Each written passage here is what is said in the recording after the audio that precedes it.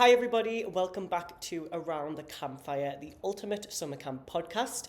I'm Harry from AmeriCamp and I'm joined with someone who I have actually pretty much worked with, one of our fantastic influencers, Calla. Hi Calla. Hi, nice to talk to you guys. I know. My name is Calla. This is my third year doing AmeriCamp just passed. And I've been to two different camps, so I've got quite a lot of experience. You have, and we're going to talk all about it, which is so exciting. I think one of the things I want to kind of talk about first, Calla, like I said, I've said that we kind of work together. Well, we used to, and we do obviously now, but I used to be an influencer for AC. You currently are like an influencer for an AC. Can you kind of just tell the audience what an influencer for AC does? Honestly, it's actually been so mind-blowing and life-changing, and I've literally only started doing it at the start of this year in January. But I was making TikToks, I would say starting maybe 2023, March, just around camp. They're pretty jokey. And then I was like, why don't I reach out to a company? Why don't I reach out to AmeriCamp, who I went with, and I can try and make TikToks for them and just promote a brand that I know does good, and it's worked with amazing camps all across the place, and it's been amazing. Just seeing all the other content that people create as well. It's such an amazing community. The group chats that we have, everyone's so supportive of each other, and we all like each other's videos, comment on each other's live streams. It's just so nice, and I think you can agree, from when you were an influencer. Yeah. It's supportive. It is. It's such a nice community, and it's just like the camp community, but on steroids, isn't it? We all love camp so much that it just translates into our content as well. And I think most of us used to actually generate content for our own pages with no kind of sense of another company using it. We just wanted to promote AmeriCamp because we loved the program so much, and then we kind of trickled into being an influencer. And so many people always say that you're just saying this on live because you're getting paid and you work for the company. And I always say to these people, we would not be an influencer if we didn't want to be. We are passionate about the program. We've done it. We absolutely love it. So no, you're an asset to the team, Calla. I'm so glad that we've got you on the podcast as well today. So we're going to go straight into things. Obviously, I know in your introduction there, you kind of glossed over it a little bit, which is fantastic. But you've done 3 years at camp. But your story is a little bit different because you did 2 years at one and 1 year at another. So why don't you tell us kind of what years you went, what camps were they, what type of camps, and what role as well? Yeah, perfect. So my first year at camp was in 2022. I went to Camp Shenawanda, which is a traditional sleepaway 7-week camp. I was a lifeguard there, and I was a lifeguard there again in my second year in 2023. Amazing experience, incredible camp. I did fancy a change though. I was finding I was running off a little bit towards the 5th week, and I was I feel I need to go to a session camp, which is why I changed to Timberlake West. So I went there this year, 2024, and that was different because we got a set of kids for 4 weeks, and then we had a little break in between, and I got a different set of kids for 3 weeks. So it was kind of a fresh start halfway through the summer. As soon as we started to lose momentum, we gained momentum again. And yeah, it was an incredible experience. Fantastic. That is amazing. And it's so glad that you've been to a camp that is obviously fully traditional, where the kids are there the full time, and you've also experienced Timberlake West, which is split as well. Because there's loads of people who are probably listening who will probably think, what is the difference? Which one should I go for? In your opinion, what do you think was the pros and cons of each? What was the difference between the two in terms of a session camp and a full 7-week camp? Okay, so I would say especially going into my first year at each camp, my first year at Shenawanda was so mind-blowing in terms of everything was over the top, but each thing only happened once. So obviously 4th of July only happened once, Colour War only happened once. But whereas at Timberlake West, even though I had an idea of what Colour War would be like because of my old camp, I got to do it twice. And I got to do all the same activities, but twice. So that was quite fun.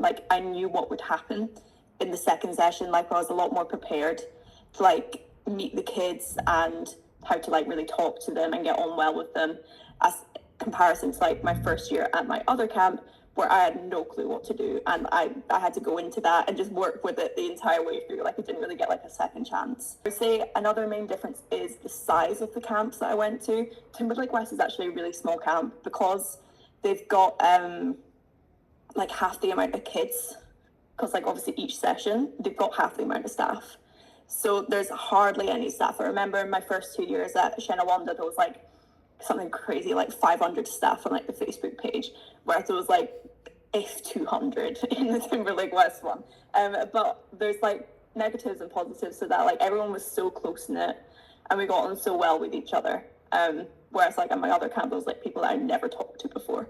So there's definitely pros and cons of each. I loved both camps like to the end of my heart, you know what I mean? Like, they're both amazing camps. It's just that I had the opportunity to change it up a bit, and I'm happy that I did. So honestly, I feel like if you're like stuck on what camp you should go to, definitely like try and look for some. I know some people are like really into the idea of day camps.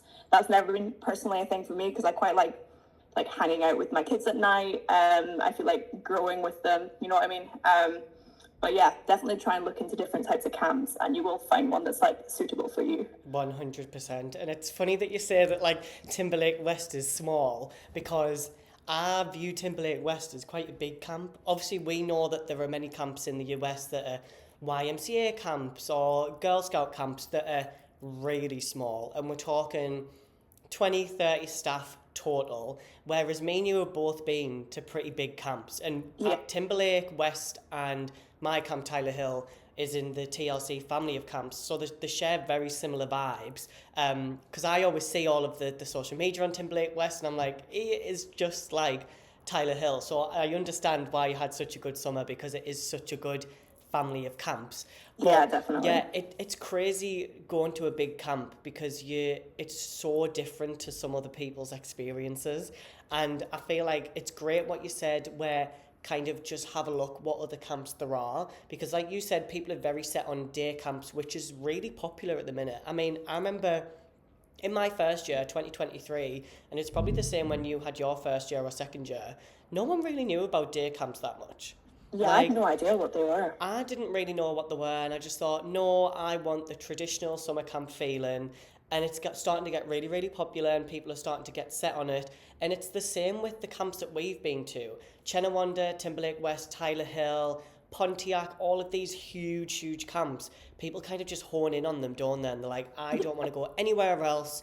But from me and Calla, we would 100% say do your research and be open-minded, because the more that you shoehorn yourself into a certain box of a camp, the least you're going to get hired. Like, you need to have a really open mindset, and some people want this really big experience, and then they might get put in a small YMCA camp and they absolutely love it. So you just have to try it, don't you?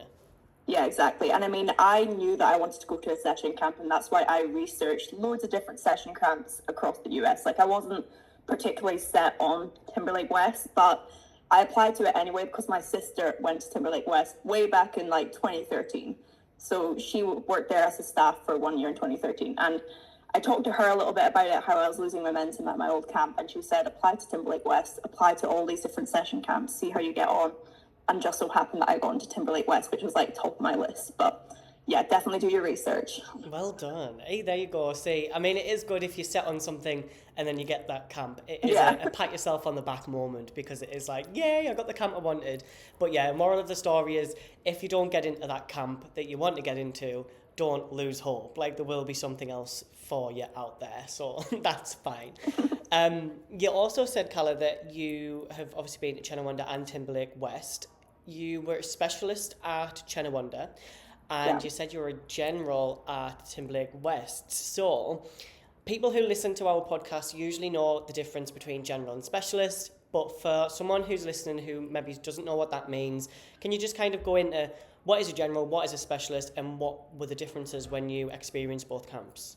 Yeah, cool. So I'll start with being a specialist at Shenawanda. I was a lifeguard, so I guess I'll start in like a typical day of the life. Instead of spending all day with my particular group of kids and going to activities with them, I would be at a particular area and groups of kids would come to me. So I would always be lifeguarding, whether that be at the pool or the lake. And throughout the periods of the day, different sets of kids would come to the lake, and then I would see them there. Sometimes my kids would come to the lake, but I would still have I would still be in the bunk, and I would still look over a certain set of kids. I would still look over my girls at night, but I wouldn't see them as much during the day. I would only see them at meal times and when I was on duty at night. Whereas when I was a general counsellor this year, I had obviously this set of girls, and I would stay with them all day. So I would go to the different activities with them. I would be with them at lunch, dinner, evenings. You grew a lot more with those kids, and you were a lot closer with them, as opposed to being a lifeguard. That's like the biggest difference in my experience. Like, I definitely got those closer bonds with my girls in comparison to when I was a specialist. Totally. Yeah, that is the best way to put it, to be fair. I think the difference between, in my opinion, a general and a specialist is, if you're a specialist, I would always say you want to be really passionate about that area because you're going to spend a lot of time there. And if you're a general, you do just form them relationships a little bit better with the kids. But it totally depends what you want to get out of the camp experience, I guess. So after kind of your 3 years, are you team general or are you team specialist? I'm team general still. Wow. I definitely am. As much as I liked being a specialist and like talking to loads of different people, like all the counsellors would come and talk to me when I was lifeguarding and things like that. I definitely didn't talk to as many different counsellors as when I was a general, but it's just something like so fun, like going rope climbing, thingy, doing the ropes course, go-karting, like going in the lake with the kids, arts and crafts, like things that I never got to do as a specialist, just getting to do that whilst you're working. Yeah, no, that is actually very true. I mean, I'm very biased. I am team specialist through and through. Really? But that's because the first year that I went to camp, I was a gymnastics specialist. And then the second year, so this year just gone, I was the gymnastics director. So I overseen the program, and I had like my own staff. And it was so good because I'm so passionate about gymnastics anyway. But the good thing about my role in particular is because I was kind of the one in charge of gymnastics, I could dictate kind of period offs, and if we needed to close gymnastics because no kids came down or anything like that. So as much as the specialist life is you are only at that specialty, I was very lucky in the sense that I could just close gymnastics if it was really quiet, and I could just say to everyone, do you fancy going down the lake and having a ride on the boat? So I'm lucky in the sense that I got to kind of experience camp, but then also be at that specialty area as well. So you can be team general, I'll be team specialist. Also, you have obviously done a podcast before with us, which is amazing, but this was, when you did the podcast, it was only kind of your experiences at Chenawanda. Now you can kind of go into your experiences about Timberlake West as well, and I can imagine there's going to be quite a bit of overlap between your answers and my answers because of the family connection of the camps. What I'm going to ask is kind of traditions. So at camps, there are so many different traditions. We've done so many podcasts with different participants, and the traditions are so varied, from the tiny, tiny camps to the massive ones. What's been your favourite specifically at your, at Timberlake West? I think my favourite ones, they cross over the two sessions. Obviously, I said before, like, they kind of are repetitive. My favourite, tradition as such was the fundraising for Scope. So in the first session, we did a colour run, and the second session, we did a Tough Mudder. So that was my favorite one, getting head to toe covered in mud, just running laps around the lake. So yeah, that was great. I guess another one was this magician that came in, and this hypnosis guy who comes in religiously every year. There's still a playing card on the roof of the social hall from years back where he's not got that magic trick down yet. That was such an amazing evening activity. The kids are so into it. Yeah, those are my two favourites. Nice, I love that. I'm sure we have that hypnotist come to our camp as well. Is it Brad Henderson? Yeah, I can't remember because I feel like he only comes in for upper camp, and I've always been lower camp, so I don't think I've experienced the hypnotist. But we also did a thing for Scope as well. We didn't do anything quite as exciting as that, to be fair. We did a dance party, but it was labelled as dance for 24 hours for Scope, and it was lower camp obviously couldn't dance for hours and hours because we needed to put them to bed really early. So we had like a bit of a dance party, then upper camp would have a dance party, and then I think like the parents would dance at home and stuff, which was really, really nice. So no, I'm glad our traditions are pretty similar. I'm guessing you guys do colour war as well. Yeah, so we do that twice. And it is 4 days. So I know that well, this is speaking about Shenawanda, but we had like an Olympics for 3 days in like maybe July and beginning, like middle of July even. And then we had colour war right at the end of camp. Obviously, with a 4-week session and a 3-week session, there's not really enough time to do like a 3-day Olympics at the beginning. So it's all crammed into the last 4 days of camp. So the traditions at Colour War are insane, and I'm sure you know as well. Like I was on the art barn team for both of my Colour Wars, so like in charge of like doing like how do I even explain this to someone who knows it? I guess it's like just sets of a theatre. That's how it's like the team will stand in front of like this massive like theatre set that's like made from like toilet paper rolls, and like we're given like a budget of like $300 or something, and we have to like make this like massive like movie set like that's related to the theme, and like we sing in front of it for about an hour and then it gets taken down, but you work on that for like 4 days. That was like the best experience. I loved being in the art barn. I got to see like my creative side a lot more. That's like one of the weird traditions that caught me off when I went to that camp, because at Shenawanda we did not have any scenery, as it's called. But I think I didn't know it was like a big thing, but I think Tyler Hill does it as well, so it must be like a family thing. It must be. I mean, I didn't realise that Shenawanda didn't do it, to be fair. I'd expect them to do something absolutely huge for Colour War, but it's the same at Tyler Hill. This year, can you remember what your teams were? Mine were White Mission to Mars and then Blue Ocean Explorers. Red Earthlings and White Aliens. And then we had, for the second session, Colour War, it was White Arctic versus Red Tropic. Oh, interesting. And what team were you on, and did you win or lose? So I was on Red Earthlings for the first session. We lost overall in Colour War, but our scenery won, so I take that as a win. And then we were on White Arctic, and we won overall as well. Oh, there you go. That's totally fine. Nice. My first year, I lost Colour War, and because it was my first year, you're not really bothered. And I was like, oh well, people crying in the corner, and you're like, wait, is it actually that much of a big deal? And then I went back my second year, and we won. And I've never screamed so loud in front of 8-year-olds in my life. Like, we were so happy that we won Colour War, but it's just because it's such a big event, and you're so exhausted because it's usually at the end of camp, and you're just so emotional with so many different things. It's just amazing when you win. I remember at my old camp, there was a running joke in my bunk, because the 2 years that I went there, and through Olympics and Colour War, I was always on the gold team, and I always lost. Like, I remember when in the end of my second summer in Colour War, I was waiting to see what colour I got, and I was saying to my division leader, I was like, I swear to God, if I got gold, there's something up, because I've been gold every single time since 2022. And she's like, and honestly, I was so happy to see like a different coloured t-shirt at my new camp, red and white. I was like, oh, that's amazing. Oh my God, that is rigged. That is rig Calla on the gold team vibes. Oh my God. Well, at least you've experienced so many different traditions though. In like 3 years, for a camp program, 3 years is a long time. Like, people don't think 3 years is very long, but mainly I would say the majority of people do 1 year. Most people do 2. But then 3 years, I think, is like quite rare for some people. So that's so exciting that you've done 3 years for sure. I'm guessing you obviously went travelling your first and second year at your first camp. Did you go travelling after Timberlake West? So I went travelling my first year. I didn't my second year. I came straight back home. But I did go travelling this year. Yeah, it was incredible. Where did you go?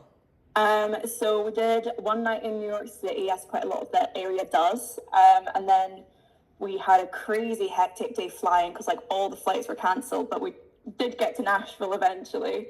Had 2 nights there. We went to a concert, went out on like the Broadway strip, museums and things. That was amazing. And then we went to Chicago. We stayed like on the river in one of my friend's kids' like dad's apartment or something like that. Like it was just amazing. Then we flew to Sedona in Arizona, and we had like this massive like camp reunion. This guy, like this like counselor, had a house there, so like there was like 30 of us there, just like crashing in this house. Went to see the Grand Canyon, and we did like ATVing, and it was so much fun, like seeing everyone there together, like out of camp, but still in camp, if you see what I mean, because we hadn't like really been in the real world yet. And then my favorite experience, we went to 2 islands in Hawaii from there. We went to Maui for 3 days, I want to say, and then we went to Oahu, which is like Honolulu, for 4 days. Oh my God, Calla. You're it's the most incredible place. Like, I remember when I was flying home, I was like, I don't think my life is ever going to be this good again. Like, that was like the most incredible, like 2 weeks I've ever had. Like, Hawaii was insane. I would go back in a heartbeat. I need to like digest this itinerary a little bit because there's so many questions. When did your camp finish? What date? Can you remember? I want to say it was like the 17th, 18th of August. Oh, do you know what? We would have just missed each other because everyone at Tyler Hill pretty much went to Manhattan for one night when camp finished. And I remember we went on a night out in New York, and there was Tyler Hill, there was Pontiac, and then there was Trails End, like all in New York at the same time. And we all just came to this one bar, and we were like, oh my God, there's so many camps here.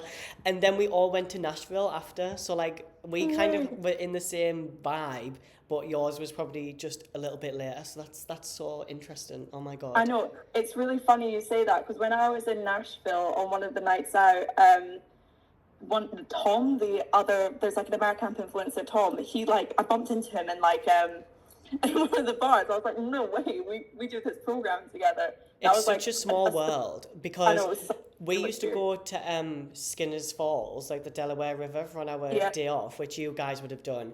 And every single time we went there on a day off, someone would shout, hurry, hurry, and I'd look around, and it would be someone from a different camp who I know off TikTok, and I was like, oh my God, I saw Tom, I saw a girl called Jess, I was like, oh my God, I know so many people, but it's just because the camp community is just so close-knit, it's so nice. It's so nice, yeah, and I find it so funny, like, thinking back, like, we've got these places that we all go to in the same area where you can, like, almost, like, 100% see people from different camps. Like when I went to Skinner's Fall this year, I saw like people from my old camp there. I was like, this is like surreal. I probably would be here if I was still going to my other camp, but I'm not. Yeah, it's crazy. Are you gonna do a 4th year, do you think? I'm undecided because I have graduation, so that's like in the middle of the end of July, which is like in the middle of like the first session, so it's a little bit difficult. I want to try and make it work, but I need to like wait until December to see if my plans are finalized and like what I'm going to do after uni. Yeah, it's tough, isn't it? When you want to go, but there's something on the chip of your shoulder saying like, no, you can't because of this, and you're just like, oh, like I'm not going next year, and I just know I'm going to get like major FOMO when everyone's out there. But I just think, you know what, I'll be able to like live the camp journey because I'm working for AC. So I'm like, it's fine. It just means I'm not going to be at Skinner's Falls on a Wednesday afternoon. But you know what, that's absolutely fine. That is absolutely fine. What we'll kind of go on to now, Calla, just to wrap up just a little bit, and then we can just talk about, you know, anything generic, is you are like a prime example of kind of a success with AmeriCamp, I would say. You did 3 years, which is amazing. You've tried 2 different camps as well, and a general and a specialist, which is just amazing because you have such a wide kind of knowledge of the program. In your opinion, for people who are a little bit undecided, if they want to do it, if they should, what would you say to them people? I would say definitely try and do it because it's grown my self-confidence so much. And like, I know that other people that have done the program would say the exact same thing. Like 3 years ago, like in 2022, if you told me to like go up on stage, do karaoke, go dance in front of people, I would have thought, absolutely not. There's no chance you've got me doing that. But like now I go up and talk to people, like I'm just so self-confident, and like I just have no like fear of like what other people are thinking of me. And that's what like camp does too, I feel like, because you're like, you get put out of your comfort zone so much, but in a comfortable place that everything just feels okay. So yeah, if you want to like grow your confidence, definitely. I've made so many friends across the world. And everyone that does this program agrees with you too. Like I've got friends in New Zealand, like obviously America. There's so many people in the UK that I've like seen recently that I've met this summer. That's a really big thing for me as well. Always got somewhere to stay when I want to go traveling. Yeah, no, I think I agree with everything you say there. And one of the things I always like to add is that people don't realize that the friendships you make are so genuine, and they transfer into your normal life as well. So usually for my birthday, which is in April, I'll do like a big meetup just for people who I've been to camp with. And this year we went to Liverpool, and people flew from Ireland, from Scotland, literally down to Liverpool. There was probably like 45 of us in Liverpool. It was absolutely crazy. And now I just feel like I'm just going to do it every year. I've done it for 2 years. I might as well just keep it going. I'm going on a night out in Leeds at the end of this month with loads of people who I met this year because it's someone's birthday. And I was like, who'd have thought a few years ago that like this is normal life? But it does become such normal, doesn't it? Yeah, it does. Because literally last week, I met up with these people from camp this year. They sent like a message into the group chat. And I was like, I really recognize that cafe. That's really weird. I messaged them. I was like, are you guys in York? And they're like, yeah, we're here for like a couple of days. I'm like, okay, let's go to the pub tomorrow night. I'll come have a drink with you. Like, we just like, those like 5 of us there, like haven't seen them all summer. And it's so weird seeing people for the first time out of camp, like seeing them in real life, like in normal clothes and not staff t-shirts. That was really weird for me. But like, yeah, the relationships are so genuine. Like, you've been through it all together, you know what I mean? You've lived with each other for like 9 weeks, basically. You guys know everything about each other. Yeah, and you literally do see each other at the best and at the worst. Yeah, 100%. Camp does that. Oh my God. Some people do the program and I'll see comments being like, can I bring hair straighteners? And I'm like, girl, don't even worry about that because you will not have time to do your hair. Like, especially during the day, you are just so busy. But I mean, I always say to people, bring some nice clothes so if you're going on a day off and a night out, because you do want to actually feel a bit more human. Yeah, exactly. My nights off at like this Camp Timberlake West, like when we're going out on nights off, I wore my jeans every single night, and like I didn't even think about bringing jeans to my old camp for the 2 years. I don't think I even did. But like I saw them on the packing list for this camp, and I was like, did like a little research on TikTok and saw those lots of people wearing jeans, and I was like, maybe I should just bring my pair of jeans. So definitely bring some tops, some nice clothes, even for like the end of like session or the end of like summer like dances. Like bring some nice things because I actually wore them a lot more than like my scruffy clothes. Yeah, it's very much that. I remember after my first year, I like was kicking myself because I just didn't bring anything nice. I brought so much spirit wear that was really cheap stuff that was perfect for camp. But then if I was going out on a night or on a day off to a mall or something, I was like, I actually have no clue what to wear. So I brought so many nicer clothes this year and I used all of them. And then you can use them when you're traveling as well. So it's just like, if anyone watching or listening, bring nice clothes to camp, even though you might not wear it during the day, just bring it anyway. Yeah. Totally. So we'll kind of wrap up there, Calla, to be fair. I know we've kind of went through so many points and people can listen to your old podcast as well and kind of see the difference because I imagine you've grown quite a bit since the last podcast, which will be fun to look back on. But yeah, what I'll say, Calla, is I'll probably see you on Saturday because if people don't know, we are having a camp fair on Saturday in Manchester. Calla is going to be there working for us as well, which is fantastic. And for people who don't know, it is currently Camp T-shirt day. Calla is unfortunately not in a camp T-shirt, but I did not give her the memo. But I am representing Tyler Hill Camp, part of the TLC family. I'm wearing blue and white, which are our camp colours as well. So yeah, I just wanted to add that in there.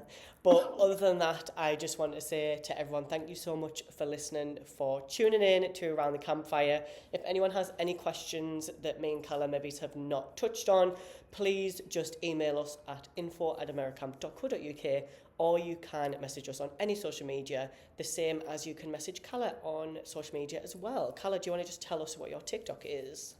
Yes, so it is Calla Young. That's what it is on most of my socials.